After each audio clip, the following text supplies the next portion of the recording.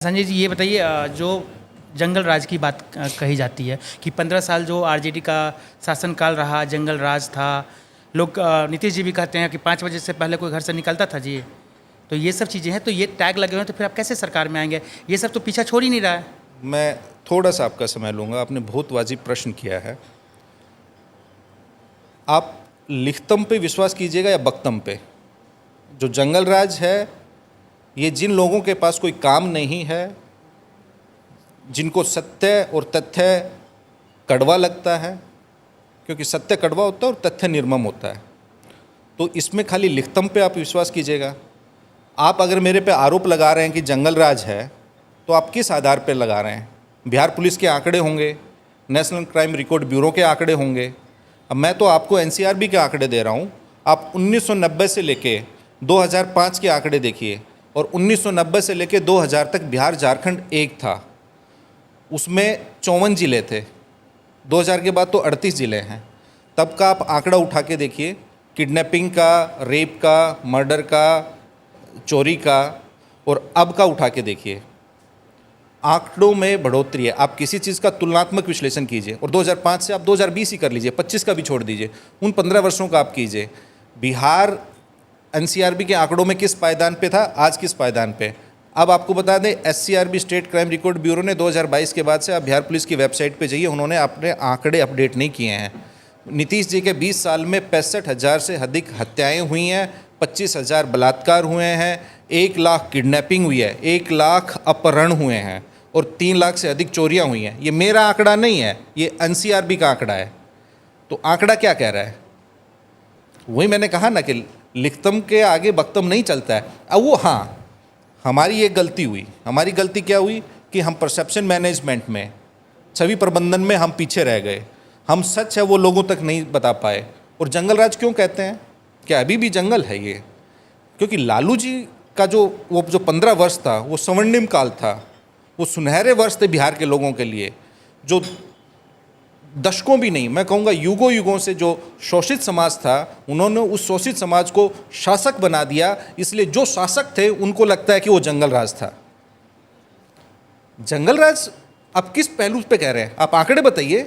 मैं चुनौती देता हूँ, एनडीए में कोई एक ऐसा माइका लाल हो, आंकड़ा लेके बैठ जाए मेरे साथ, और मैं बता दूंगा कि कहाँ किसका आंकड़ा है। हत्या मेरा भी आंकड़ा नहीं है, ये आंकड़ा मैंने नहीं बनाया है, ये एनसीआरबी का, भारत सरकार के गृह विभाग का है आंकड़ा। आप तुलनात्मक विश्लेषण कीजिए। हम उस 54 जिला में लालू जी का कम अपराध के आंकड़े थे, अब तो 38 जिले में नीतीश जी से नहीं संभल रहा है। आप प्रतिदिन देखिए कितनी हत्याएं हो रही हैं हर जिला में। आज का आप देखिए, आज भी पटना में सुबह डबल मर्डर हुआ है। राजधानी में उनके मुख्यमंत्री आवास से कुछ दूर पहले आप देखे होगा कितना वीडियो वायरल हुआ, स्कॉर्पियो में रुक के पीछे एडीजी लॉ एंड ऑर्डर की गाड़ी जा रही है, तो अपराधी फायरिंग कर रहे हैं। ये जंगल राज नहीं है। हाँ, हमारे साथ वो सहूलियत नहीं है। क्यों? क्योंकि हमारे पास वो परसेप्शन मैनेजमेंट कंपनीज नहीं हैं।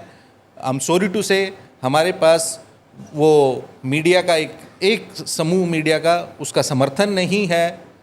बीजेपी के साथ वो रहता है। मैं आपको बताता हूँ, 9 अगस्त 2022 को बीच में हमारी महागठबंधन की सरकार बनी। 11 अगस्त 2022 को आरा में एक डबल मर्डर हुआ कोई पारिवारिक कारण से। मीडिया ने चला दिया कि जंगल राज रिटर्न्स, जंगल राज की वापसी। अरे भाई, ओथ हुई है उस दिन। गृह विभाग पहले भी माननीय मुख्यमंत्री के पास था, महागठबंधन में भी मुख्यमंत्री जी के पास ही था। कहाँ से जंगल राज आ गया एक दिन में?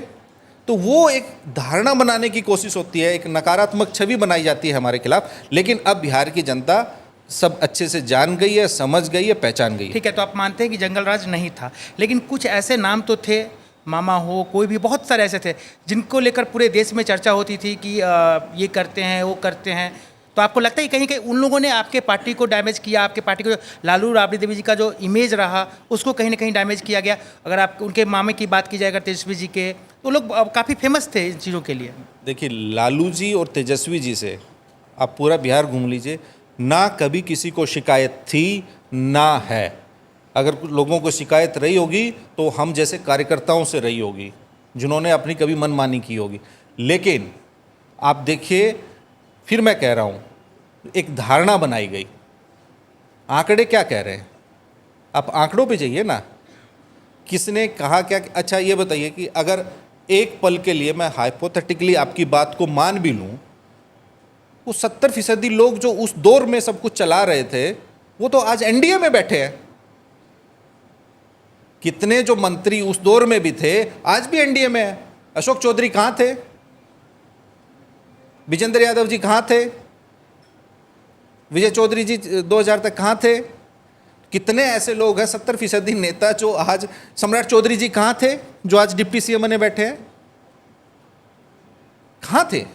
सब तो उस वक्त वहां थे, आज यहां है। और आपको बता रहा हूं, जिस दिन नीतीश जी की पार्टी खत्म हो जाएगी, ये कुर्सी से हट जाएंगे, वो फिर वो लोग आपके साथ आएंगे? नहीं, फिर इस दौर को भी वो जंगल राज बोलेंगे, हमारे साथ नहीं आएंगे, इस दौर को भी वो जंगल राज बोलेंगे। तो जिन लोगों की रीढ़ की हड्डी नहीं है, स्पाइन नहीं है जिनके अंदर, जो अपना चुनाव जीत नहीं सकते। सम्राट चौधरी आखिरी चुनाव कब जीते थे? जीवन में 2 चुनाव जीते हैं, वो दोनों राष्ट्रीय जनता दल के चुनाव चिन्ह लालटेन से जीते हैं। अशोक चौधरी आखिरी चुनाव कब जीते थे? संजय झा आखिरी चुनाव कब जीते थे? माननीय मुख्यमंत्री जी आखिरी चुनाव कब जीते थे? जो जनता के बीच नहीं जाता वो जनता को बरगलाना चाहता है, लेकिन जनता सब जानती है। Do subscribe to the ANI Clips channel to get shorter versions of this podcast. Click here to watch the full episode.